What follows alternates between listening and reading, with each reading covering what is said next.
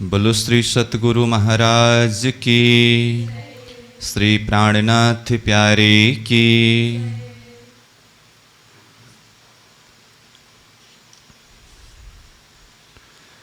महमत कहे ए मोमिनो, मैं बोलत बुध माफक। ख्वाब मन जुआन सो, क्यों कर बरनो हक। क्यों कर बरनो हक। मोहल पहाड़ पुखराजी, सुख लीजो मोमिनो। पहाड़ मोहल के आराम, अरस अजीम के कायम। निश दिन यही ताम, निश दिन यही ताम। सुख लीजो मोमिनो। अक्षरातीत पूर्ण ब्रह्म परमात्मा प्रियतम धामधनी श्रीराज जी की असीम अनुकंपा के द्वारा तारतम सागर दिव्य वाणी अंतर्गत परिक्रमा ग्रंथ के ऊपर हम चिंतन करते आ रहे हैं। परिक्रमा ग्रंथ में अब तक 12 प्रकरण तक के भाव को चिंतन किया, श्रवण किया। अब अभी के इस सत्र से 13वां प्रकरण प्रारंभ होने जा रहा है और यह 13वीं प्रकरण से परमधाम 25 पक्षों में से एक पक्ष पुखराज पर्वत जो रंग महल के उत्तर दिशा में स्थित है, यह पुखराज पर्वत का प्रसंग महामती प्राणनाथ जी ये 13वीं प्रकरण से प्रारंभ कर रहे हैं। तो 13वीं प्रकरण, 14वीं प्रकरण, 15वीं प्रकरण, इस आवृत्ति में विशेष करके ये 3 प्रकरण में पुखराज पर्वत का प्रसंग चिंतन कराया है, वर्णन कराया है। पुनः उसके बाद आगे आवृत्ति आते समय पुखराज का वर्णन तो आएगा ही। तो अभी यह पुखराज का प्रसंग जो प्रारंभ हो रहा है, तो एक चौपाई को हम उच्चारण करें, फिर एक झलक पुखराज की शोभा को पहले चिंतन करेंगे। जैसे हम वृत्ति के माध्यम से यानी चर्चनी के माध्यम से अध्ययन किए हैं, तो फिर उसके बाद महामती प्राणनाथ जी के इन चौपाइयों के माध्यम से जिस तरह से पुखराज की शोभा को, वहाँ के सुख को, वहाँ के आनंद को वर्णन किया है, एक एक शब्द के साथ में, चौपाई के साथ में चिंतन को आगे बढ़ाएंगे। तो ये 13वीं प्रकरण के प्रारंभ में पुखराज का वर्णन प्रसंग प्रारंभ करते हुए महामती प्राणनाथ जी कहते हैं, सुख लीजो मोमिनो। पहाड़ मोहल के आराम, अरस अजीम के कायम। निश दिन यही ताम। इस तरह से प्रारंभ कर रहे हैं। कहते हैं, सुख लीजो मोमिनो। हे ब्रह्म सृष्टियों, हे सखियाँ, हे सैयाँ, हे सुंदर साथ जी, सुख लीजिए। कहाँ का सुख? कहते हैं पहाड़ मोहल के। पहाड़ मोहल कहने से ये पुखराज पहाड़, परमधाम में विशेष करके 2 पहाड़ों के वर्णन वाणी के माध्यम से किया है। एक तो यह पुखराज पहाड़ और दूसरा माणिक पहाड़। तो उसमें से यह पुखराज पहाड़ जिसमें कई महल आते हैं, तो इसीलिए यहाँ कहा पहाड़ मोहल के आराम, वहाँ के ये आरामदायी सुख को लीजिए, अनुभव करिए, चिंतन करिए। अर्श अजीम के कायम, अर्श अजीम सर्वोत्तम धाम परम धाम के कायम यानी कि अखंड सुख, अखंड आराम, निश दिन यही ताम। मोमिनों के यानी कि ब्रह्म सृष्टियों के यही निश दिन, रात दिवस का मतलब हर घड़ी हर पल का, ताम का अर्थ है आहार। तो ब्रह्म सृष्टियों के आहार यही है परम धाम का सुख, प्रियतम धाम धनी का सुख। इसलिए प्राणनाथ जी यहाँ कह रहे हैं, हे ब्रह्म सृष्टि सखियाँ, यही आपके निस दिन हर घड़ी के ताम यानी कि आहार है। परम धाम का सुख कायम सुख है, परम धाम का आराम कायम आराम है, अखंड आराम है। इसलिए इसको आप अपने चित्त वृत्ति में धारण करिए, सुख लीजो मोमिन। तो इस तरह से पुखराज पर्वत का वर्णन आगे एक एक चौपाई के माध्यम से चिंतन कराएंगे। तो जैसे कि कहा, इसको हम पहले कुछ शब्दों के माध्यम से एक झलक शोभा को दर्शन करें, चिंतन करें। उसके पश्चात फिर चौपाई के माध्यम से इसका रस स्वादन करेंगे। तो आइए पुखराज की शोभा का कुछ वर्णन चिंतन प्रारंभ करते हैं। 25 पक्ष में से एक पक्ष पुखराज पहाड़ है, जो रंगमहल के उत्तर दिशा में 4.5 लाख कोस की दूरी पर स्थित है। परमधाम की जमीन से भौम भर ऊंचा चबूतरा, जो पुखराज का चबूतरा है, इस चबूतरा को घेर करके वैसे परमधाम की जमीन से 3 सीढ़ी ऊंचा 500 मंदिर का चौड़ा बंदिश का रोष आया है, जिसे पुखराजी रोष भी कहते हैं। तो इस हिसाब से देखें तो परमधाम की जमीन से 3 सीढ़ी ऊंचा पुखराजी रोष अथवा बंदिश का रोष, बंदिश के रोष से भौम भर ऊंचा यह पुखराज का गोल चबूतरा है। बंदिश के रोष से चढ़ने के कारण यहाँ बंदिश के रोष से ऊंचा कहा गया है, परंतु वह परमधाम की जमीन से ही भौम भर ऊंचा है। वैसे इस चबूतरा का लंबाई चौड़ाई 1,33,333 कोस है और गिर्द 4 लाख कोस है, और इसमें 1000 पहल है। प्रत्येक एक पहल में 400-400 कोस है, और चबूतरा एक भौम ऊंचा है। यहाँ का एक भौम बराबर 400 कोस का ही होता है। इस चबूतरा के 2 हांस के संधि में एक गुर्ज आने से 1000 हांस में 1000 गोल गुर्जे हैं। प्रत्येक गुर्ज के दोनों तरफ से भौम भर ऊंचे चबूतरा में जाने के लिए सीढ़ी लगे हैं। ऐसा ही 1000 ही गुर्ज के दोनों तरफ सीढ़ी शोभायमान है।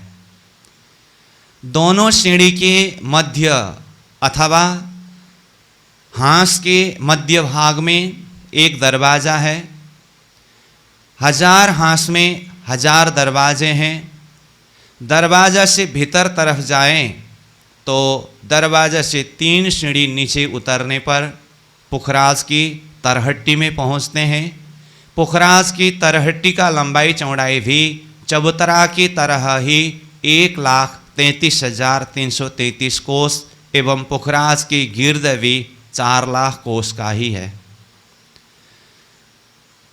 3 सीढ़ी उतरकर जैसे हम तरहट्टी में पहुँचे, सर्वप्रथम एक एक पहल में एक एक बगीचा का हार है।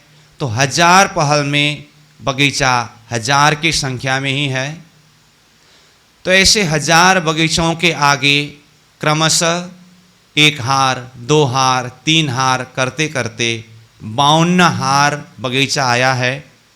इस तरह से सर्व बगीचों की संख्या को देखें तो 1000 की 52 हारे बगीचा, कुल बगीचों की संख्या 52,000 हुए। प्रत्येक बगीचा के मध्य भाग में एक एक नूरमय बृहत लोह स्तंभ है। सर्व बगीचों के नूरमय लोह स्तंभ को देखें तो यह भी 52,000 ही नूरमय लोह स्तंभ स्थित है। बगीचा में नहरें, चेहबच्चे एवं फुहारों की अकथनीय शोभा सुंदरता है। 52 हारे बगीचा को पार कर आगे जाने से महलों के हार प्रारंभ होते हैं। एक एक पहल अथवा एक एक बगीचा के सामने में एक एक महल आने से एक हार में 1000 महल है। ऐसे महलों के 53 हारे आया है। इस क्रम से देखें तो सर्व महलों की संख्या 1000 के 53 हारे यानी कि 53,000 महल है। यह बगीचा एवं महल सब के मध्य भाग अथवा पुखराज की तरहट्टी के 1/3 मध्य भाग में खजाने का ताल है। खजाने की ताल में जल का भंडार है, जिस ताल में 5 पेड़ लगे हुए हैं अथवा जहाँ से 5 पेड़ प्रारंभ हुआ है। चारों दिशा में 4 पेड़ और मध्य में 1 पेड़ शोभायमान है। 5 पेड़ों में से प्रत्येक एक पेड़ 400 कोस का लंबा चौड़ा है। यह पेड़ ऊपर 2 भौम ऊपर जाकर गोल चबूतरा के ऊपर भौम भर ऊंचा चौरस चबूतरा आया है, उसके ऊपर प्रकट होते हैं। उसका प्रसंग हम बाद में चिंतन करेंगे। तो इस तरह से समग्र रूप में देखें तो तरहट्टी में बगीचों के हार, महलों के हार और मध्य में खजाने का ताल और खजाने के ताल में 5 पेड़ों की शोभा सुशोभित है। इन 5 पेड़ों में से 4 दिशा के 4 पेड़ के द्वारा चारों दिशा में नहरें के रूप में खजाने का ताल आगे विस्तार होकर के चले हैं। जैसे कि पूर्व तरफ के पेड़ से पूर्व की तरफ नहरें निकले हैं, दक्षिण के पेड़ से दक्षिण की तरफ एक नहर, पश्चिम के पेड़ से पश्चिम की तरफ एक नहर, उत्तर के पेड़ से उत्तर की तरफ एक नहरें निकले हैं। मध्य का पेड़ जो है, उस मध्य के पेड़ के मध्य भाग से एक जल का स्तोन पेड़ के साथ ही भौम पर भौम होते हुए ऊपर की ओर गए हैं, जो पुखराज के 1000 भौम ऊंचा और उसके बाद भी फिर आकाशी महल का 1000 भौम ऊंचा यानी कि 2000 भौम अथवा 8 लाख कोस ऊपर जाकर यह स्तोन का जल पुखराज के चांदनी से भी 1000 भौम ऊंचे आकाशी महल के चांदनी में जाकर के प्रकट होता है। उसका प्रसंग बाद में हम चिंतन करेंगे। तो इस तरह से यह पुखराज पर्वत का गोल चबूतरा एवं तरहट्टी की शोभा हुई। ऊपर चबूतरा की शोभा को पुनः देखें तो भौम भर ऊंचा गोल चबूतरा के ऊपर मध्य 1/3 यानी कि तीसरे हिस्सा में चबूतरा से और एक भौम ऊंचा चौरस चबूतरा आया है, जो तरहट्टी के हिसाब से देखें तो जहाँ पर मध्य में खजाने का ताल आया है उसी के सीधा ऊपर गोल चबूतरा के ऊपर चौरस चबूतरा एक भौम ऊंचा आने से यह जमीन से देखें तो 2 भौम की ऊंचाई में है। खजाने के ताल से ऊपर की तरफ गए हुए 5 पेड़ 2 भौम ऊपर जाकर यह चौरस चबूतरा में प्रकट होता है और यहाँ से 500 पेड़ ऊपरा ऊपर 5 भौम तक सीधा चला गया है। पुखराज की चबूतरा एवं तरहटी की शोभा को देखते हुए हम बंगला की चबूतरा एवं तरहटी को देखें। पुखराज की चबूतरा के साथ में लगता हुआ पुखराज की गोल चबूतरा से पूर्व दिशा में बंगला का चबूतरा स्थित है। बंगला का चबूतरा जमीन से भौम भर ऊंचा है, जिसका लंबाई चौड़ाई 1,00,000 कोस एवं चौगिर्द 4,00,000 कोस का है। प्रत्येक 400 कोस के अंतर पर गुर्ज आने से यह बंगला के चबूतरा भी 1000 पहल में सुशोभित है। एक दिशा के तरफ देखें तो 250 पहल है, जिसमें 250 ही गुर्ज है। चारों तरफ का देखें तो बंगला के चबूतरा में भी 1000 गुर्ज सुशोभित है। इन गुर्जों में भी दोनों तरफ सीढ़ी लगे हैं, जिस सीढ़ी के माध्यम से भौम भर ऊंचा चबूतरा में जा सकते हैं। प्रत्येक पहल के मध्य भाग में दरवाज़ा है। इस तरह से देखें तो चारों तरफ 1000 दरवाजे नीचे चबूतरा की दीवार में है। जिस दरवाज़ा से होकर अंदर जाएं और 3 सीढ़ी नीचे उतरने पर बंगला की तरहट्टी में पहुंचते हैं। बंगला की तरहट्टी में सर्वप्रथम बगीचा का हार है। प्रत्येक एक पहल में एक बगीचा आने से 1000 पहल में 1000 बगीचा है।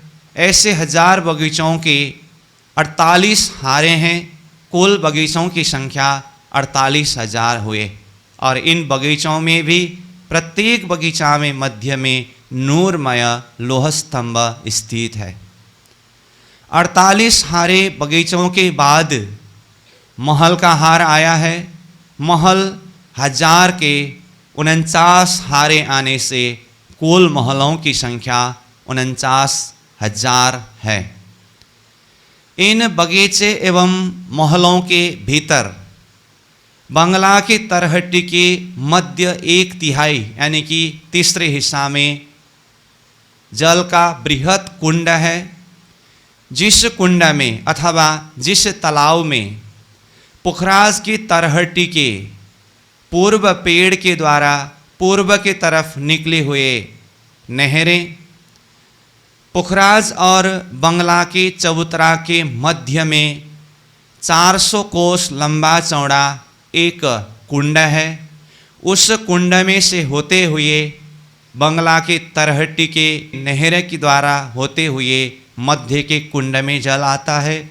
पुनः यहाँ से पूर्व की तरफ नहर के द्वारा आगे आदवीज के कुंड की तरफ जल प्रवाहमान रूप से गए हैं। तो इस तरह से यह बंगला का चबूतरा एवं तरहट्टी की शोभा हुई। इस शोभा को देखते हुए पुनः यहाँ से आगे यानी कि पूर्व की तरफ चले तो बंगला के चबूतरा के साथ में जुड़कर अदवीज के कुंड का चबूतरा आया है और बंगला के तरहट्टी के साथ में अदवीज के कुंड की तरहट्टी ही जुड़ा है। अदवीज के कुंड की तरहट्टी को देखें। बंगला के चबूतरा की 1/3 यानी कि 33,333 कोस का लंबा चौड़ा जमीन से भौम भर ऊंचा यह अदवीज के कुंड का चबूतरा है। जिस चबूतरा के प्रत्येक एक दिशा में 83 पहल आए हैं। प्रत्येक पहल के संधि में गुर्ज है। प्रत्येक गुर्ज के दोनों तरफ से भौम भर ऊपर जाने के लिए सीढ़ी लगे हैं। दोनों सीढ़ी के मध्य अथवा पहल के मध्य भाग में प्रत्येक एक पहल में एक दरवाज़ा चारों तरफ आया है। दरवाज़ा से भीतर 3 सीढ़ी नीचे उतरने पर अदवीज के कुंड के तरहट्टी में पहुँचते हैं। तरहट्टी में सर्वप्रथम महल का हार है। पुखराज की तरहट्टी और बंगला की तरहट्टी में पहले बगीचा फिर बाद में महल आया था, परंतु यह अदवीज के कुंड में तरहट्टी में पहुँचते ही सर्वप्रथम महल का हार है, महलों के 10 हार। उसके पश्चात फिर बगीचा आया है, बगीचों के 11 हारें हैं।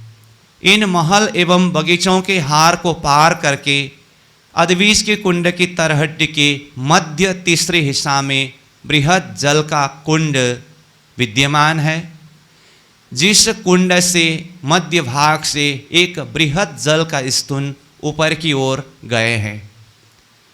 बंगला के तरहट्टी से आया हुआ नहर का जल यह कुंड में आकर के मिलते हैं और यह कुंड से पुनः नहर के माध्यम से जल पूर्व तरफ यानी कि ढापी चबूतरा के तरहट्टी की तरफ प्रवाहमान रूप से गए हैं।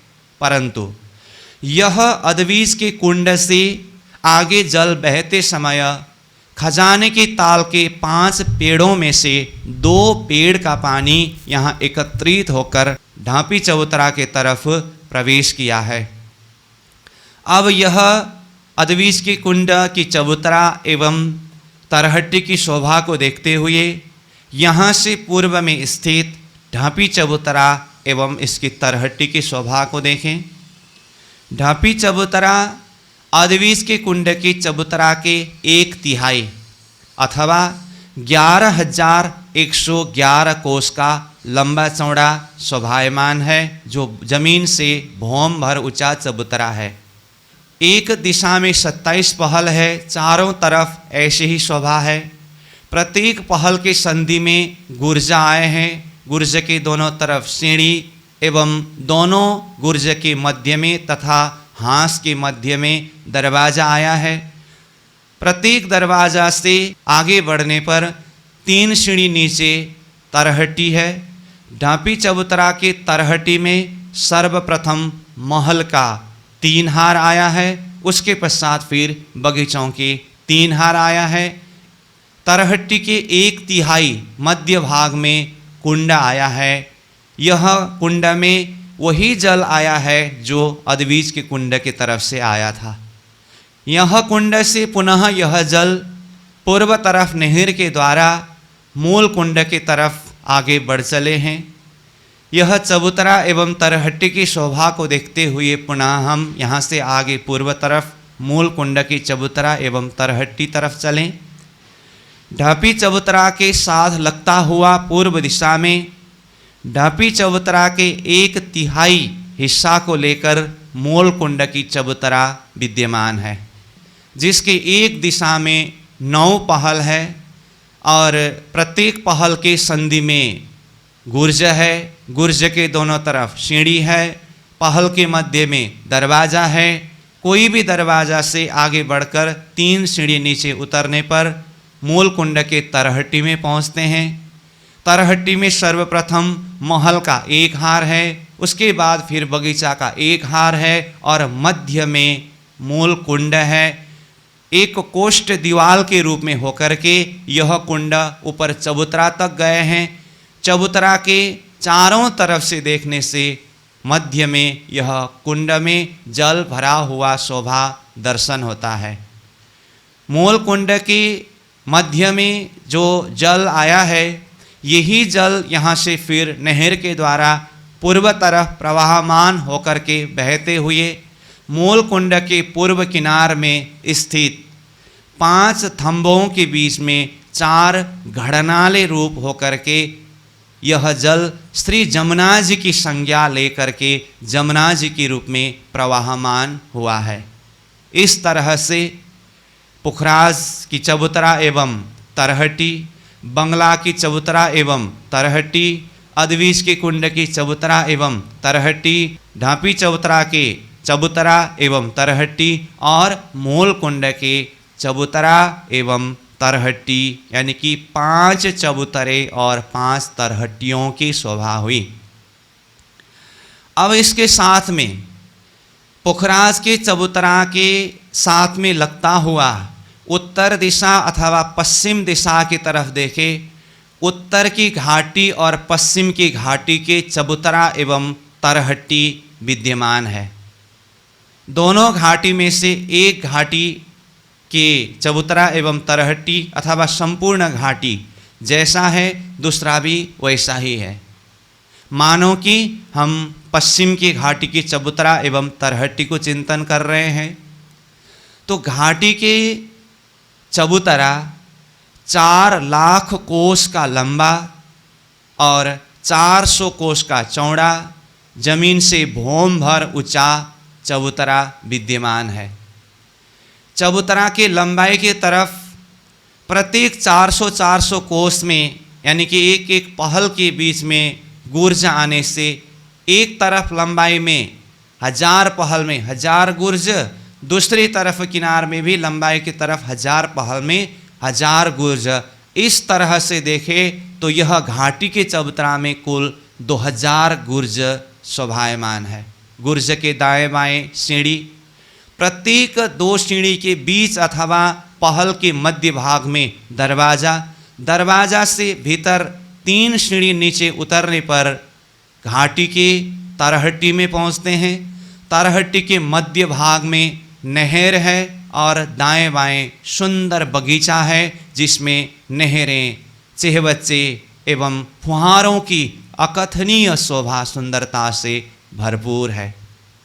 इस तरह से देखें तो पुखराज के प्रसंग में कुल 7 चबूतरे एवं 7 तरहट्टियों का वर्णन आता है। 5 चबूतरा एवं 5 तरहट्टी जो पूर्व में वर्णन किया, और अभी जो ये पश्चिम की घाटी और उत्तर की घाटी 2 चबूतरा अथवा 2 तरहट्टियों के मिलाने से कुल 7 चबूतरे और 7 तरहट्टी ये पुखराज के प्रसंग में आता है। अब ये सर्व तरहट्टी एवं सर्व चबूतरों की शोभा को देखते हुए हम चलते हैं भौम भर ऊंचा चबूतरा के ऊपर। वैसे पुखराज के भौम भर ऊंचा चबूतरा के ऊपर की शोभा पहले भी थोड़ी शब्द में हम चिंतन किए, पुनः उसको देखें तो पुखराज के गोल चबूतरा के ऊपर मध्य भाग में एक भौम ऊंचा चौरस चबूतरा है। चौरस चबूतरा के ऊपर नीचे से आया हुआ, यानी कि 2 भौम नीचे से आया हुआ 5 पेड़ प्रकट होकर ऊपर 5 भौम तक गए हैं। छठी चांदनी में जाकर देखने से जमीन के हिसाब से देखें तो यह 7 भौम ऊपर पहुंचा है। इसी तरह से बंगला के चबूतरा के ऊपर की शोभा को चिंतन करें तो बंगला के चबूतरा को 3 हिस्सा में विभाजन किया है। मध्य एक हिस्सा 33,333 कोस की लंबाई चौड़ाई में सर्वप्रथम 96 की 96 हारे बृहत बगीचे आए हैं। बगीचों में नहरें, चेहबच्चे, फुहारे अकथनीय शोभा सुंदरता से भरपूर है। 96 की 96 हारे बगीचों में से एक बगीचा को लें। एक बगीचा को पुनः 3 हिस्सा में विभाजन किया। मध्य एक हिस्सा यानी कि 1/3 बगीचा की जमीन से, यानी कि बंगला के चबूतरा की जमीन से 1 भौम ऊंचा चबूतरा उठाया है। जिस तरह से एक बगीचा के मध्य हिस्सा में 1 भौम ऊंचा चबूतरा उठा है, इसी तरह से 96 की 96 हारे यानी कि सर्व बगीचों के मध्य में एक एक चबूतरा अलग अलग रूप से उठने से चबूतरों की संख्या भी 96 की 96 हारे ही होते हैं। इन चबूतरों में से एक में बंगला, एक में चेहबच्चा, एक में बंगला, एक में चेहबच्चा, इस क्रम से देखें तो एक हार के 96 चबूतरों में से उसका आधा यानी कि 48 चबूतरों में बंगला और 48 चबूतरों में चेहबच्चा आता है। इसी क्रम से आगे के हार कतार में आने से कुल बंगला एवं चबूतरों की शोभा को देखें तो 48 की 48 हारे बंगला एवं 48 की 48 हारे चेहबच्चे शोभायमान है। 48 की 48 हारे बंगला होने से कुल बंगलों की संख्या 2304 होते हैं और चेहबच्चा भी 48 की 48 हारे आने से कुल चेहबच्चों की संख्या 2304 ही होता है। यह बंगला चबूतरा से ऊपरा ऊपर 5 भौम छठी चांदनी तक गए हैं।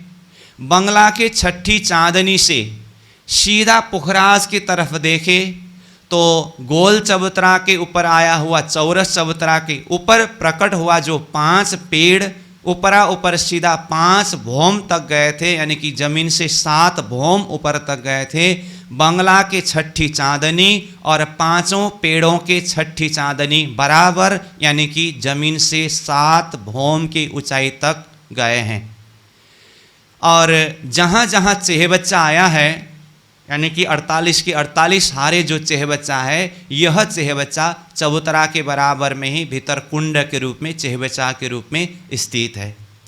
यह तो हुआ बंगला के चबूतरा के मध्य 1/3 के हिस्सा की शोभा।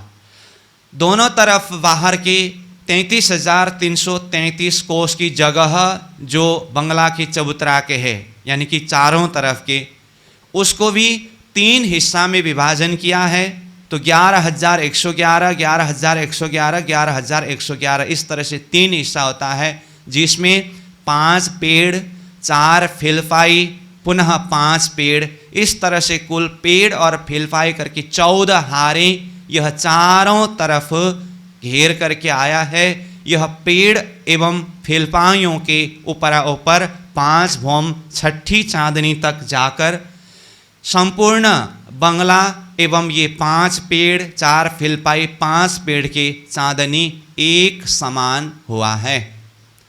तो इस तरह से बंगला के चबूतरा के ऊपर बंगलों की शोभा को देखा। अब इसी के साथ में अद्वीस के कुंड के चबूतरा के ऊपर की शोभा को भी थोड़ी सी चिंतन करें। तो अद्वीस के कुंड की लंबाई चौड़ाई जो 33,333 कोस का है, इस चबूतरा को भी 3 हिस्सा में विभाजन किया है। मध्य 1/3 11,111 कोस का है, जिसमें 27 के 27 हारे बगीचे हैं। इन बगीचों में नहरें, चेहबच्चे, फुहारे हैं। मध्य के एक बगीचा में 400 कोस का लंबा चौड़ा बृहत जल का स्तून है।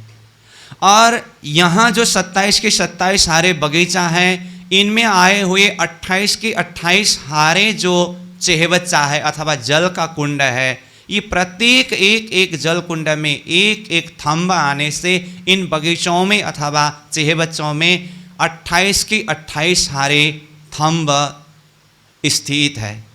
यह ऊपरा ऊपर 5 भौम छठी चांदनी तक गए हैं। सर्वभौमों की शोभा एक समान है। यह तो हुआ अद्वीस के कुंड के चबूतरा के मध्य एक हिस्सा की बात। बाहर की तरफ चारों तरफ के एक तरफ जो 11,111 कोस की जगह है, उसको भी बंगला के चबूतरा के बाहरी हिस्सा की तरह ही 3 भाग में विभाजन करके क्रमशः 5 पेड़, 4 फिलपाई एवं 5 पेड़ की शोभायमान है। यह भी ऊपरा ऊपर 5 भौम छठी चांदनी तक जाकर मध्य का बगीचा एवं बाहर के 5 पेड़, 4 फिलपाई एवं 5 पेड़ के ऊपर छत एक समान रूप से आया है। एवं छत यानी कि ऊपर चांदनी की शोभा को देखें तो ये भी 33,333 कोस की लंबाई चौड़ाई में ही स्थित है। अब यहाँ से ऊपर मध्य का जल का स्तून तो ऊपरा ऊपर सीधा चले जाते हैं। फिर ये छठी चांदनी के बाद महलाते बनते हुए ऊपरा ऊपर भौम पर भौम पढ़ते पढ़ते यह 500 भौम ऊपर तक चले जाते हैं, जिसे अद्वीस का कुंड के नाम से जाने जाते हैं। ये शोभा को पुनः हम बाद में चिंतन करेंगे। अभी के लिए दिल दिमाग में भौम भर ऊंचा चबूतरा के ऊपर जो 5 भौम तक की शोभा, जैसे मध्य में बगीचा और बगीचा के मध्य एक बगीचा में जल का स्तून कहा, बाहर की तरफ 5 पेड़, 4 फिलपाई एवं 5 पेड़ कहा, उसको 5 भौम तक ले जा करके सबका छत एक समान बनाया है। इतनी शोभा को दिल दिमाग में बिठाना है। तो इस तरह से पुखराज की चबूतरा के ऊपर की शोभा, बंगला की चबूतरा के ऊपर की शोभा एवं अद्वीस की कुंड की चबूतरा के ऊपर की शोभा को देख लिए। अब इसके साथ में पुनः हम चलते हैं उत्तर पश्चिम के घाटी की तरफ, जिनमें से एक घाटी का वर्णन करेंगे, दूसरा घाटी भी वैसा ही है। तो एक घाटी के, मानो पश्चिम के घाटी के हम चिंतन कर रहे हो, तो घाटी के पश्चिमी किनार में, मैं पश्चिम के घाटी के लिए पश्चिमी किनार बोल रहा हूँ, अगर उत्तर के घाटी के चिंतन करना हो तो उत्तर के घाटी के उत्तरी किनार इस भाव से है। तो मानो हम पश्चिम की घाटी का चिंतन कर रहे हैं, तो घाटी के पश्चिमी किनार, जो घाटी के चबूतरा की चौड़ाई 400 कोस का है, जो बंदिश के रोस के साथ में लगता हुआ आया है, तो बंदिश के रोस जो 500 मंदिर की चौड़ा है, यहाँ से अब घाटी के चबूतरा में जाने के लिए भौम भर की सीढ़ी लगे हैं, जो बृहद सीढ़ी है। 400 कोस की चौड़ाई में से मध्य में 100 कोस की चौड़ाई को लेकर के भौम भर ऊपर सीढ़ी गए हैं। जैसे भौम भर ऊपर पहुँचे तो चबूतरा के किनार में जहाँ जा कर के सीढ़ी पूरा हुआ, उसके दाएं एवं बाएं दोनों तरफ 100 कोस का लंबा, 50 कोस का चौड़ा एक चबूतरा आया है, जिसमें थंब लगे हैं, और ये दोनों चबूतरा के थंब के ऊपर एक बृहत मेहराब, 2 मेहराब आने से मानो कि यह घाटी से अंदर प्रवेश करने के लिए बृहत प्रवेश द्वार रूप बन गया हो। इसके बाद अब मध्य में जो 100 कोस का चौड़ा सीढ़ी है, ये सीढ़ी के भाग के सीधा ऊपर तो 100 कोस की चौड़ाई में सीढ़ी होकर के ही ऊपर चले जाएंगे, और 100 कोस की सीढ़ी की दाएं एवं बाएं दोनों तरफ 100 कोस का चौड़ाई में महल आए हैं। तो दोनों तरफ के महल ने 200 कोस की जगह को लिया, मध्य के 100 कोस सीढ़ी ने लिया, तो महल और सीढ़ी मिला करके 300 कोस का जगह हुआ।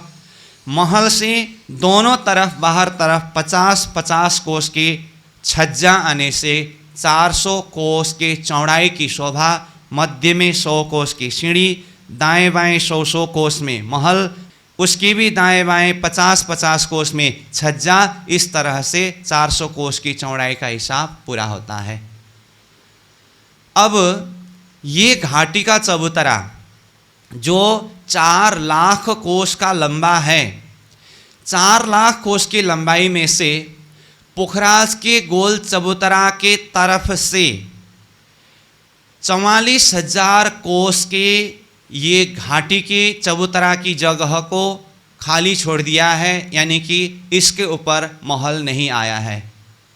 तो 4 लाख कोस की लंबाई में से पुखराज के चबूतरा के तरफ लगता हुआ किनार से 44,000 कोस की जगह को छोड़ करके बाकी 3,56,000 कोस की लंबाई की जगह में घाटी का महल आया है। यह महल ऊपर भौम पढ़ते पढ़ते 5 भौम तक सीधा चले गए हैं। पुखराज के चबूतरा के तरफ देखें तो 5 भौम ऊपर भौम पढ़ते पढ़ते सीधा गए हुए ऐसा दृश्य दिखाई देता है। परंतु पश्चिमी किनार यानी कि बाहरी किनार के तरफ देखें तो जैसे जैसे भौम ऊपर चढ़ते जाएंगे वैसे वैसे घाटी का महल एक एक हांस कम होता जाएगा। इस क्रम से देखें तो इधर से यह 5 भौम ऊपर चढ़ते समय किनार के तरफ यानी कि सीढ़ी की तरफ से देखने से 5 हांस महलों का कम हो चुका है। इस क्रम से देखें तो पुखराज पर्वत ऊपर 1000 भौम तक विस्तार हुआ है और यह घाटी का लंबाई 4 लाख कोस का अर्थ है 1000 हांस। तो 1 भौम चढ़ते 1 पहल में महल गाड़ते, 2 भौम चढ़ते 2 पहल में महल गाड़ते, 3 भौम चढ़ते 3 पहल में महल गाड़ते। इस तरह से अंतिम में 1000 भौम चढ़ते समय 1000 ही पहल में महल गढ़ जाता है और चांदनी में जाकर के लगते समय सीढ़ी वहाँ चांदनी में ही पहुँच जाता है। परंतु इसमें से अभी हमें दिल दिमाग में इतना रखना है कि घाटी के चबूतरा के ऊपर महल ऊपर सीधा 5 भौम तक गए हैं। तो पश्चिम की घाटी में जैसी शोभा है ऐसी ही उत्तर की घाटी को भी देखे तो चबूतरा के ऊपर ऊपर 5 भौम तक महल गए हैं। तो यहां तक की शोभा को देखे तो पुनः एक झलक सब तरफ देखे तो क्या हुआ, पुखराज के चबूतरा में भी मध्य में प्रकट हुआ 5 पेड़ 5 भौम तक गए हैं। बंगला के चबूतरा के ऊपर भी बंगला 5 भौम तक गए हैं। अधबीज के कुंड के चबूतरा के ऊपर भी बगीचा एवं वृक्ष फीलफाई होकर के ये 5 भौम तक गए हैं।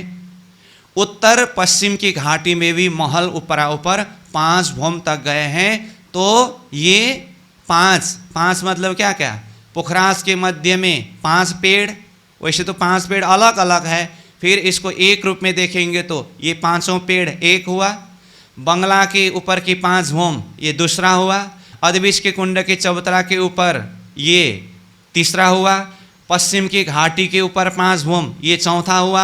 उत्तर की घाटी के ऊपर 5 भौम ये 5वां। मतलब ये 5 चबूतरों के ऊपर 5 भौम तक महलों के किस तरह से गए हैं, ये शोभा को दिल दिमाग में खड़ा करना है, सजाना है। तो पहला नंबर में हमने चबूतरा एवं तरहट्टी की शोभा को देखा। तो दूसरे खंड में ये चबूतरा के ऊपर सब तरफ से 5 भौम तक महल किस तरह से गए हैं, ये शोभा को देखा। अब उसके बाद तीसरे खंड में, खंड इसीलिए बता रहा हूँ कि अलग अलग भाग में इसको बांटने से समझने में, दिल दिमाग में बिठाने में थोड़ा सा सहज पड़ेगा इस अर्थ में। बाकी तो ये क्रमशः वर्णन है। अब इसके बाद वर्णन प्रारंभ होता है पुखराज के प्रसंग में, बहुत ही महत्वपूर्ण प्रसंग, छज्जा बढ़ने का प्रसंग। अभी तो देखिए पुखराज के मध्य में जो चौरस चबूतरा के ऊपर 5 पेड़ प्रकट हुआ है, ये 5 पेड़ बिल्कुल अलग अलग है। एक पेड़ से दूसरे पेड़ में बिल्कुल नहीं जा सकते। उधर बंगला की तरफ देखे वो अपने आप में स्वतंत्र है, सीधा वहाँ भी जाने का कोई रास्ता नहीं है। अधबीज के कुंड की तरफ देखे वो भी अलग ही है, स्वतंत्र है, वहाँ पर भी सीधा जाने का कहीं मार्ग नहीं है। उत्तर की घाटी की तरफ देखिए, पश्चिम की घाटी की तरफ देखिए, सब कोई गया तो ऊपर 5 भौम तक, लेकिन एक आपस में किसी का भी संबंध नहीं है। दूर से देखने में आमने सामने में दिखाई देता है, लेकिन जाने के लिए कोई मार्ग नहीं है। या तो सीधा नीचे जमीन में उतर करके या तो चबूतरा में उतर करके वहाँ से जा सकते हैं, लेकिन ऊपर से नहीं। तो इन सारे महलों के एक आपस में छज्जा होते हुए बढ़ते बढ़ते यहाँ से 250 भौम ऊपर जा करके देखें तो अभी तक हमने जो 5 चबूतरा के ऊपर की महलों की बातें की ना, 5 चबूतरा मतलब पुखराज की चबूतरा, बंगला की चबूतरा, अधबीज की कुंड की चबूतरा, उत्तर की घाटी की चबूतरा और पश्चिम की घाटी की चबूतरा, इन 5 चबूतरों के ऊपर जो 5 भौम तक की शोभा को देखा। अब यहाँ से ऊपर 250 भौम में जाने के बाद ये सब का महल एक आपस में जुड़ गया है। तो 250 भौम ऊपर जा करके देखे तो कहीं से भी कहीं भी जा सकते हैं। तो ये कैसे हुआ? एक आपस में छज्जा के द्वारा महलों के मिलन होने से।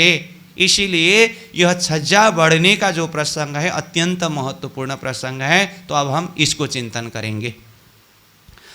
तो छज्जा बढ़ने के ये प्रसंग को समझने के लिए सर्वप्रथम तो हमें यह जानना होगा कि छज्जा कहाँ कहाँ बढ़ता है और किन किन का मिलन होता है, एक बात। और दूसरी बात, ये छज्जा जहाँ जहाँ पर बढ़ कर के एक आपस के महलों का मिलन हुआ है, इन बीच की दूरी कितने हैं, ये जानने के बाद कितने कितने छज्जा बढ़ते बढ़ते आपस में मिलन हुआ है, इसको समझ सकते हैं। तो सबसे पहले तो हम ये समझेंगे छज्जा कहाँ कहाँ किन किन महलों के बीच में बढ़ कर के मिलन होता है। एक नंबर में मध्य के पेड़ से दिशा के पेड़ की तरफ, ये एक प्रकार की छज्जा है। तो दिशा के पेड़ की तरफ कहने से दिशा का पेड़ कितना है? 4 है। तो मध्य के पेड़ तो एक ही है। तो ये एक ही मध्य के पेड़ चारों दिशा के पेड़ के तरफ अपनी तरफ से छज्जा बढ़ाते जाएंगे और चारों दिशा के पेड़ जो है अपनी अपनी तरफ से मध्य के पेड़ के तरफ छज्जा बढ़ाएंगे। तो ऊपर जाकर 250 भौम में मध्य के पेड़ और चारों तरफ की दिशा के पेड़ का महल एक आपस में मिल जाता है। इसीलिए एक प्रकार की छज्जा जो है मध्य के पेड़ से दिशा के पेड़ के बीच में। ये अब इसी में जैसे पहले कहा, तो मध्य के पेड़ से दिशा के पेड़ के बीच में छज्जा बढ़ करके 250 भौम में जाकर के मिलन करना हो, छज्जों के अथवा सबका छत एक होना हो, तो अब हमें यह जानना होगा कि मध्य के पेड़ से दिशा के पेड़ के बीच की दूरी कितना है। तो ये दूरी है 22,000 कोस। प्रत्येक दिशा यानी कि चारों तरफ मध्य के पेड़ से 22,000 कोस की दूरी है। और दूसरे प्रकार की छज्जा है दिशा के पेड़ से दिशा के पेड़ में। ठीक है, अब दिशा के पेड़ से दिशा के पेड़ में छज्जा बढ़ना है तो ऐसे छज्जा कितनी जगह से बढ़ेंगे। दिशा के पेड़ से दिशा के पेड़ में, एक दिशा के पेड़ से दूसरी दिशा के पेड़ एक तरफ, फिर ऐसे करते चारों दिशा में जो पेड़ है, तो ये चारों दिशा के पेड़ के चार संधि को मिलन कराने के लिए चारों तरफ छज्जा बढ़ना होगा। तो ये दूसरे प्रकार की शोभा है। अब इसके लिए भी हिसाब अगर देखें तो दिशा के पेड़ और दिशा के पेड़ के बीच की दूरी है 33,000 कोस। तो ये 33,000 कोस की दूरी में जो पेड़ है, तो ये पेड़ छज्जा बढ़ाते बढ़ाते बढ़ाते बढ़ाते दोनों तरफ से आगे 250 भौम में जाकर के इसका मिलन होता है। और तीसरे प्रकार के छज्जा दिशा के पेड़ से घाटी के तरफ। अब घाटी के तरफ कहने से दिशा के पेड़ में कौन कौन सी दिशा के पेड़ को लेना है। पश्चिम दिशा के पेड़ से पश्चिम की घाटी की तरफ, उत्तर दिशा के पेड़ से उत्तर की घाटी की तरफ। तो जिस तरह से ये पेड़ घाटी की तरफ छज्जा बढ़ाएगा, ऐसे ही उत्तर की घाटी और पश्चिम की घाटी भी ये दिशा के पेड़ के तरफ छज्जा बढ़ाएगा। और ऐसे ही पूर्व दिशा के तरफ के पेड़ बंगला के तरफ, बंगला में मध्य में एक कुंड, बाद में जो ताल महल के रूप में विस्तार होगा, तो वो ये बीच में भी आपस में छज्जा बढ़ने का प्रसंग है। तो मुख्य रूप में देखें तो तीन तरफ, उत्तर पश्चिम की घाटी और बंगला के ताल महल की तरफ, और दक्षिण दिशा के तरफ का जो दिशा का पेड़ है वो भी अपनी तरफ से अन्य तीनों तरफ के जैसे ही छज्जा बढ़ाते हैं और 250 भौम ऊपर जाकर वो भी फिर दक्षिण की तरफ जो वृक्ष है वो वृक्ष के साथ में जाकर वो छज्जा का मिलन होता है। तो मुख्य रूप में देखें तो यहाँ 3 छज्जा बढ़ने की जो बात है। तो इस तरह से सार रूप में देखें तो मध्य के पेड़ से दिशा के पेड़, दूसरा दिशा के पेड़ से दिशा के पेड़, तीसरा दिशा के पेड़ से उत्तर पश्चिम की घाटी और बंगला का यानी कि ताल महल, ये हुआ। अब हम ये तीनों प्रकार की छज्जा किस क्रम से किस तरह से बढ़ते हैं और 250 भौम ऊपर जा करके इसका मिलन होता है, इसका हिसाब देखेंगे। सर्वप्रथम मध्य के पेड़ और दिशा के पेड़ के बीच के छज्जा का हिसाब, जिसमें जैसे कि पहले कहा 22,000 कोस की दूरी है। तो इसमें एक पेड़ अपने तरफ से 11,000 कोस तक छज्जा डालना होगा, दूसरे पेड़ अपनी तरफ का 11,000 कोस तक छज्जा डालना होगा। तो दोनों का मिलन होने पर 22,000 कोस का हिसाब पूरा होता है। तो इस हिसाब से देखें तो एक तरफ का पेड़ एक भौम में अपनी तरफ से दूसरी तरफ 11 कोस का छज्जा देता है। फिर दूसरे भौम में गया, फिर 11 कोस का छज्जा, एक भौम ऊपर यानी कि तीसरे भौम में गया 11 कोस का छज्जा। इस क्रम से दोनों तरफ से 11 कोस का छज्जा भौम ऊपर गया, 11 कोस का छज्जा भौम ऊपर गया, फिर 11 कोस का छज्जा भौम ऊपर गया। आगे तो अपना जो भौम पर भौम पड़ने की वो शोभा तो है ही। इस क्रम से देखें तो 250 भौम तक प्रत्येक भौम में 11 11 11 11 छज्जा, इस क्रम से बढ़ने से 250 भौम तक में 11 कोस गुना 250 भौम इजकल टू 2750 कोस की जगह में ये छत्री मंडल डालता है अथवा छज्जा डाल देता है। लेकिन अभी तो मिलन नहीं हुआ। एक तरफ से 2750, दूसरी तरफ से भी 2750 हुआ, परंतु एक तरफ से ही अपने हिस्सा का 11,000 कोस तक ले जाना है।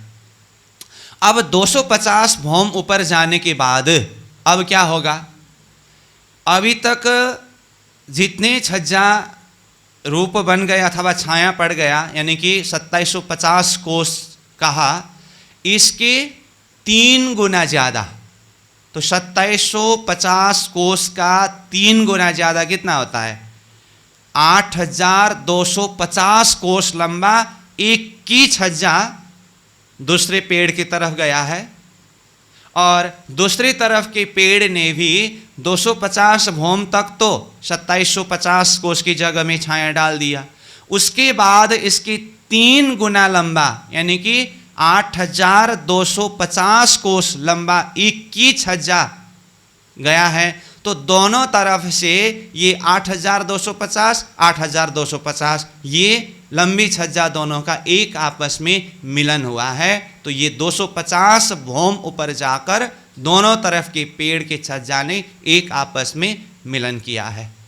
तो इस तरह से देखें तो 2750 तो भौम पर भौम पड़ते हुए गया हुआ छज्जा का था, और 3 गुना लंबा यानी कि 8,250 कोस का एक ही छज्जा गया। तो 2750 प्लस 8,250 को जोड़िए, कितना होता है?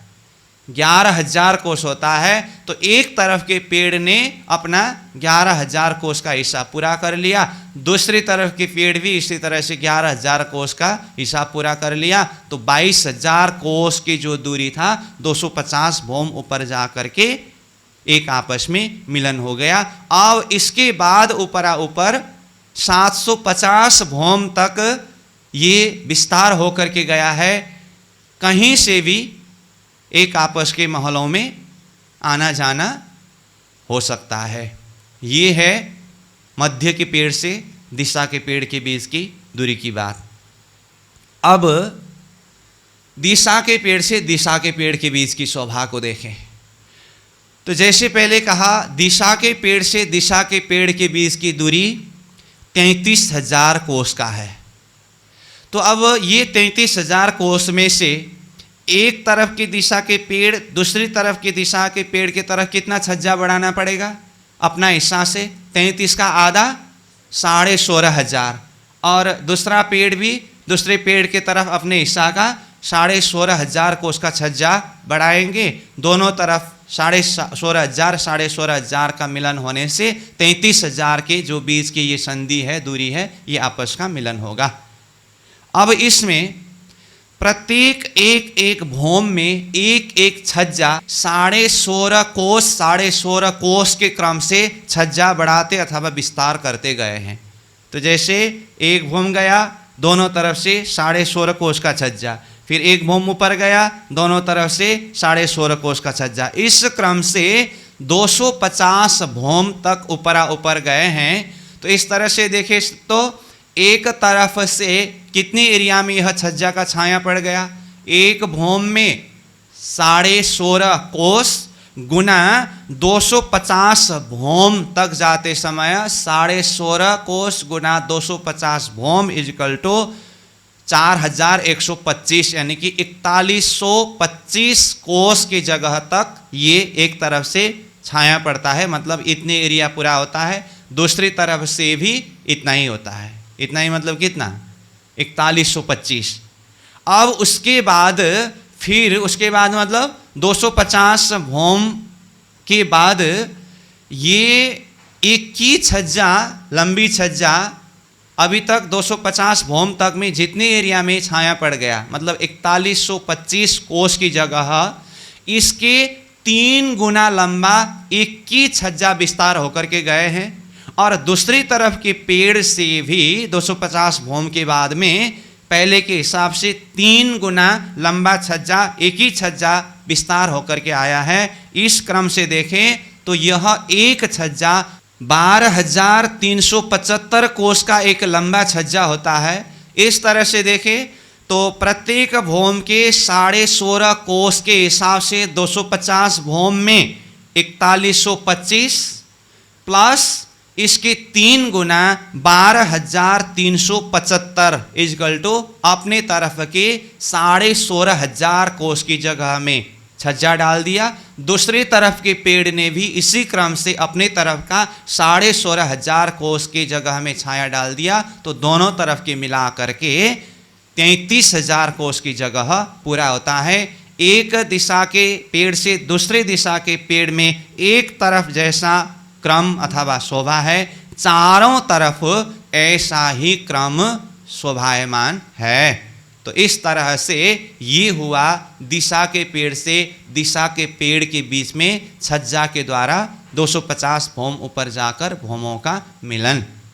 अब तीसरे प्रकार की छज्जा कहाँ कहाँ बढ़ना है?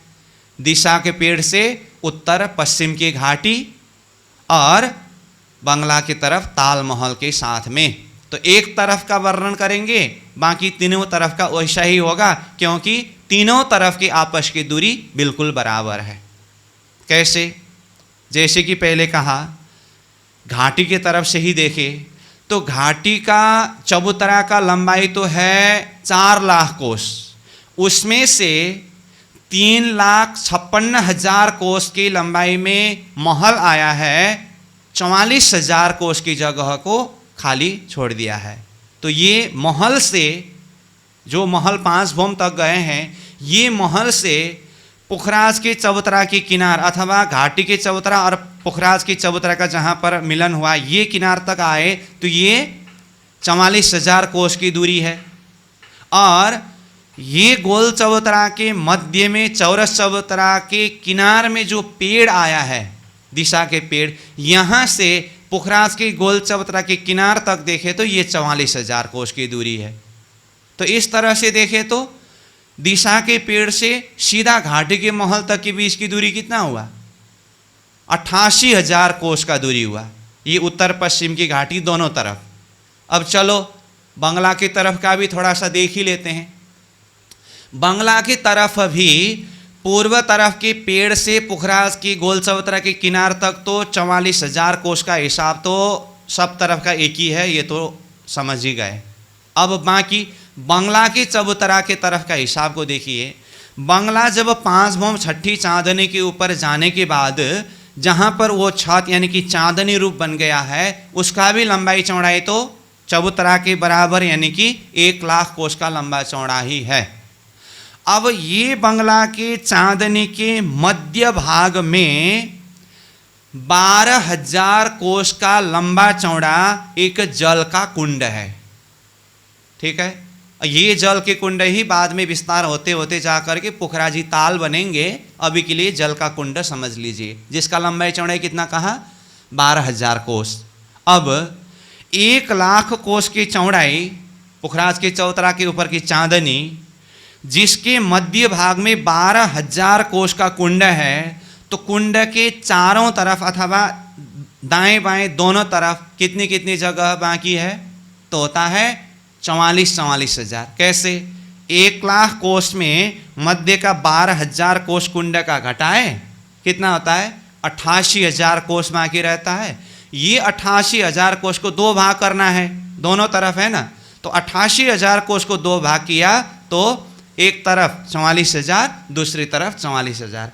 इस क्रम से देखे तो बंगला के चांदनी के मध्य में आया हुआ कुंड से पश्चिम की तरफ बंगला के चांदनी के किनार तक ये एरिया कितना हुआ? 44,000 हुआ। और पेड़ से पुखराज के चबूतरा के किनार तक के बराबर में 44,000 था, तो दोनों के बीच की दूरी कितना हुआ? 88,000 कोस हुआ। इसलिए तीनों तरफ में से एक तरफ का हिसाब जैसा है सब तरफ का वैसा ही होगा। इसलिए कहीं का भी आप चिंतन कर सकते हैं। 88,000 कोस के बीच के यह संधि को 250 भौम ऊपर जा करके किस तरह से मिलन होता है, अब ये देखें। अब यहाँ एक भौम में दोनों तरफ से एक आपस में जो छज्जा बढ़ते हैं, यहाँ एक छज्जा बराबर 44 कोस का होता है। तो इधर से भी 44 कोस, इधर से भी 44 कोस। फिर एक भौम ऊपर गया, 44 कोस अपने अपने तरफ से छज्जा दिया। फिर करते करते करते ऐसे 44 कोस की छज्जा दोनों तरफ से बढ़ते बढ़ते बढ़ते कितने भौम तक गया? 250 भौम तक गया। तो एक भौम में एक छज्जा 44 कोस का है, तो 250 भौम तक जाते समय कितने एरिया में ये छज्जों ने छाया डाल दिया? 44 गुना 250 भौम इजकल टू 11,000 कोस। तो ये 250 भौम तक में 11,000 कोस में यह छाया पड़ता है। दोनों तरफ से ऐसा ही हुआ। अभी तो मिलन नहीं हुआ, अब क्या होगा? पहले की तरह ही, मतलब अन्य छज्जों की तरह ही यहाँ पर भी अभी तक जितनी एरिया में छाया पड़ा, मतलब 11,000 कोस में, इसकी 3 गुना लंबा छज्जा। तो कितना होगा? 11,000 कोस गुना 3 इजकल टू 33,000 कोस। एक की छज्जा 33,000 कोस का लंबा जाएगा, दूसरी तरफ से भी 33,000 कोस लंबा छज्जा आकर के दोनों का आपस में मिलन होने से एक पेड़ की तरफ का अपना हिस्सा 11,000 कोस प्लस 33,000 कोस इजिकल टू 44,000 कोस का हिसाब पूरा हुआ। तो दूसरी तरफ से भी 44,000 कोस का हिसाब पूरा करके 44 88,000 कोस के बीच की ये दूरी को 250 भौम ऊपर जा करके मिलन कराया है। तो इस तरह से ये तीनों तरफ की बात हुई, उत्तर पश्चिम की घाटी और बंगला के ये कुंड के ऊपर की बात। अब इसमें भी देखिए, बंगला के चांदनी में सर्वप्रथम यह कुंड 12,000 कोस का था। अब यहाँ से छज्जा बढ़ते बढ़ते बढ़ते गया, इसका मतलब कुंड यानी कि वो तालाब फैलते फैलते फैलते फैलते गया। तो 250 भौम ऊपर जाने के बाद यह कुंड यानी कि तालाब, यही पुखराजी ताल के नाम से जाने जाते हैं, 250 भौम ऊपर जाते समय यह तालाब का लंबाई चौड़ाई विस्तार कितना हुआ? कितना हुआ? 34,000 कोस का विस्तार होता है। कैसे? देखिए, पुखराज के जो छज्जा बढ़ने के प्रसंग में एक भौम में छज्जा बढ़ते बढ़ते 44 कोस के छज्जा के हिसाब से 250 भौम जाते समय 11,000 कोस में छाया पड़ा करके कहा ना।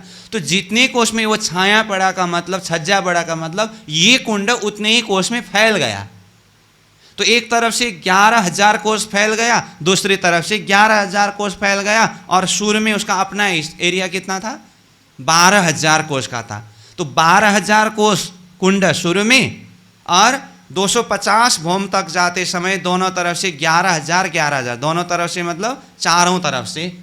तो लंबाई चौड़ाई का पूरा हिसाब देखें तो 12,000 प्लस 11,000 इजकल टू 34,000 का विस्तार होता है। उसके बाद ये फिर सीधा ऊपर ऊपर जा करके नीचे से ऊपर तक पूरा देखें तो ये ताल महल 980 भौम तक में विस्तार है।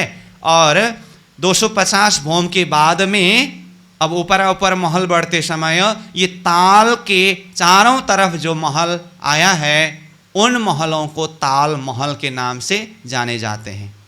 परंतु उससे पहले एक पॉइंट थोड़ा सा और चिंतन करें। 3 दिशा के पेड़ से उत्तर पश्चिम की घाटी और ये ताल महल के साथ में ये जो छज्जा का मिलन का वर्णन तो हुआ। दूसरा, दक्षिण दिशा के तरफ, वैसे पहले भी संकेत तो किया हो, फिर भी यहाँ उसको और खुलासा कर रहा हूँ। तो जिस तरह से तीनों दिशा के पेड़ ने अपनी तरफ से छज्जा दिया है, उसी तरह से दक्षिण दिशा के पेड़ ने भी अपनी तरफ से प्रत्येक भौम में 44 कोस का छज्जा 250 भौम तक जाना और 11,000 कोस तक छाया डालना। उसके बाद 33,000 कोस का एक लंबी छज्जा दक्षिण की तरफ जाना, ये समान ही है। परंतु अन्य 3 दिशा की तरह यह दक्षिण दिशा के पेड़ से गए हुए छज्जा के लिए दूसरी तरफ के कोई महल के द्वारा छज्जा आकर के मिलन नहीं किया है। इसीलिए ये जो छज्जा है ये सीधा जा करके वृक्ष जो 250 भौम ऊपर तक जो गए वो वृक्ष के साथ में जा करके सीधा मिलते हैं। तो इस तरह से देखें तो अब पुखराज पहाड़ की ये 250 भौम तक की शोभा कैसे हुई। अब देखिए तो नीचे पुखराज के गोल चबूतरा में बैठ करके देखिए ऊपर की तरफ 5 पेड़ सीधा तो गया था, उसके बाद चारों तरफ छज्जा ऐसे फैल करके जाने से 500 में, और उधर घाटी के महल की तरफ देखे तो मानो कि बहुत बड़ा एक गुफा के अंदर बैठा हो, ऐसा नहीं दिखाई देता है, ऐसा दिखाई दे रहा है। ऊपरा ऊपर पूरा 250 भौम तक चारों तरफ जहाँ भी देखे तो ऐसे बृहद गुफा की जैसी शोभा दिखाई देता है। तो यही शोभा को 14 मेहराब करके वर्णन आता है। 14 मेहराब, अब ये भी देख ही लीजिए 14 मेहराब कहाँ कहाँ है, कैसी शोभा दिखाई दे रहा है।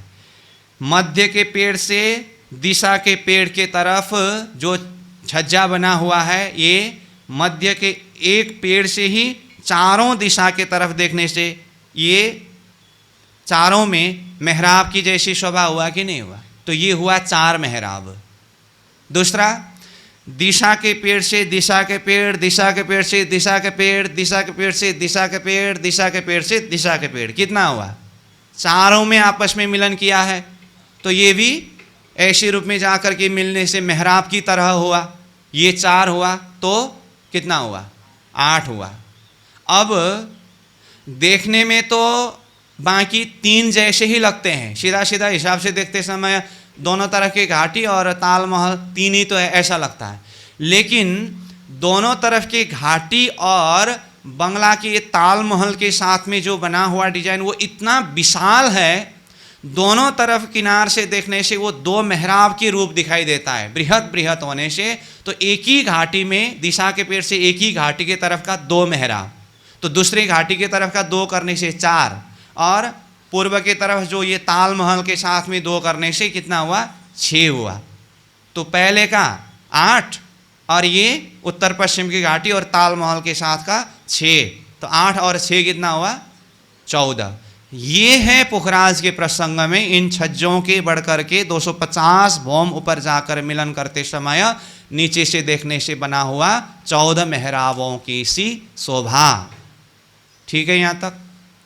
और एक बात, परम धाम के प्रसंग में जैसे कि हमने प्रारंभ में कहा 2 पहाड़ों का वर्णन आता है, पुखराज पहाड़ और माणिक पहाड़। ये मुख्य 2 पहाड़ तो है, लेकिन ये पुखराज पहाड़ के वर्णन के प्रसंग में स्वयं महामती प्राणनाथ जी ने ही 8 पहाड़ों के वर्णन किए हैं, जिसको हम चर्चने में 8 निशान करके कहते हैं। वो 8 निशान को 8 पहाड़ के रूप में भी कहा है।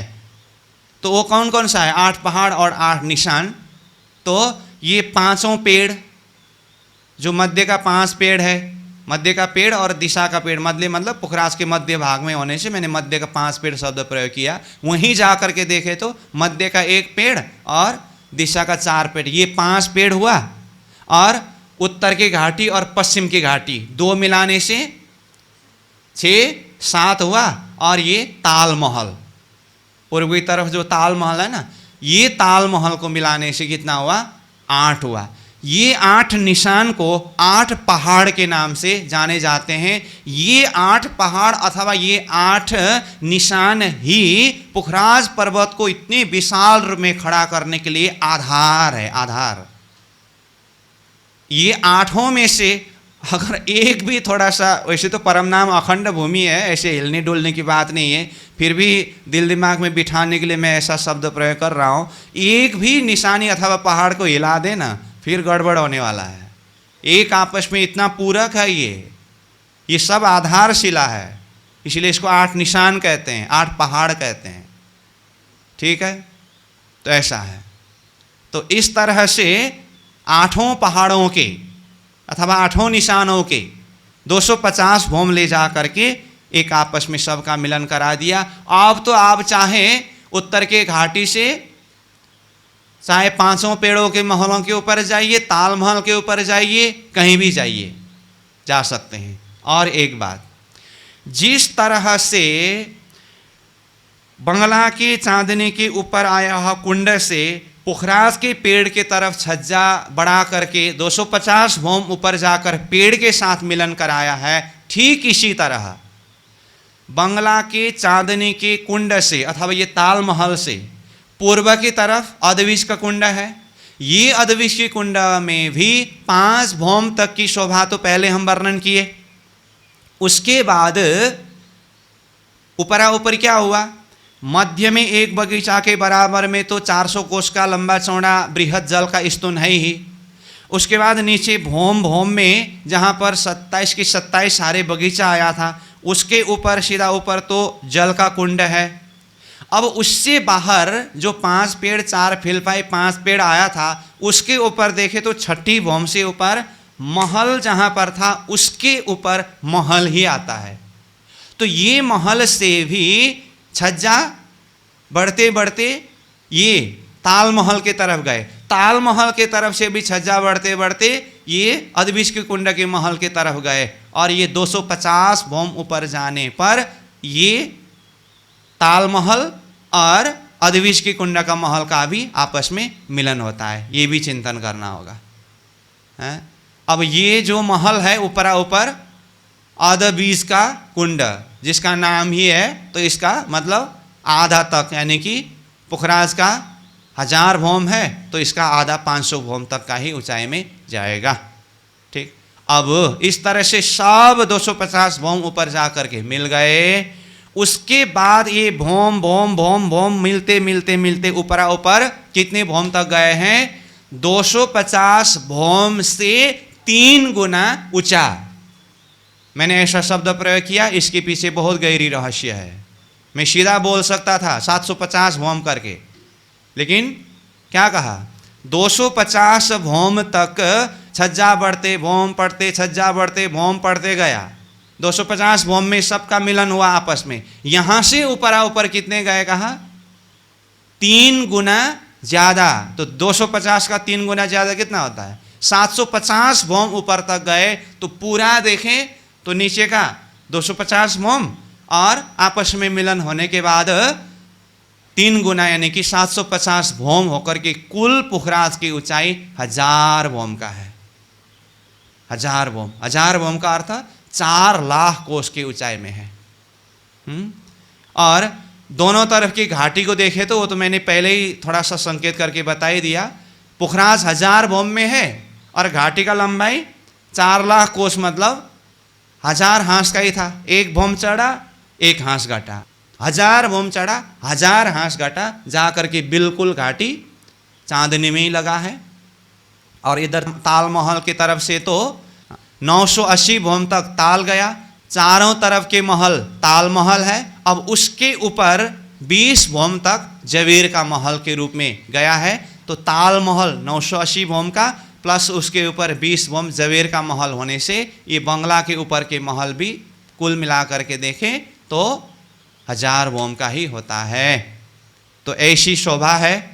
तो अब 1000 भौम ऊपर जाने के बाद चांदनी की शोभा कैसी है, इसको चिंतन करना होगा।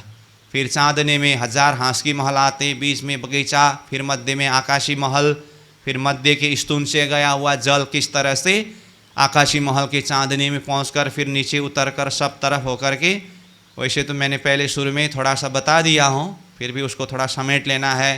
फिर पुखराजी ताल, बंगला जी का कुछ और वर्णन, फिर अधविश के कुंड से होते हुए ढपी जमुना, मूल कुंड, जमुना जी प्रकट होली चली, ये सारा प्रसंग वर्णन होना बाकी है।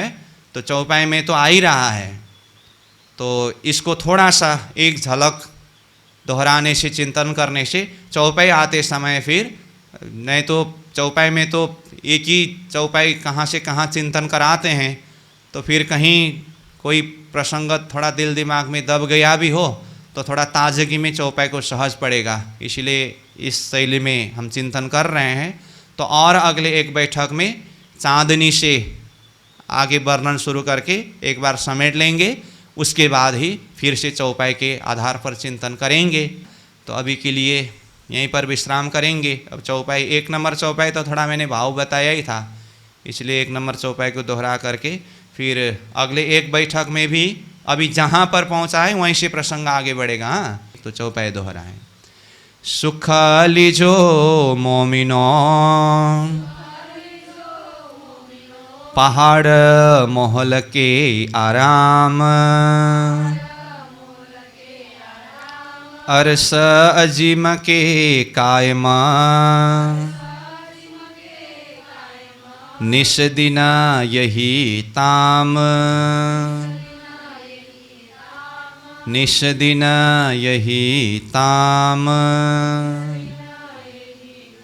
बोलो श्री प्राणनाथ प्यारे की प्रणाम।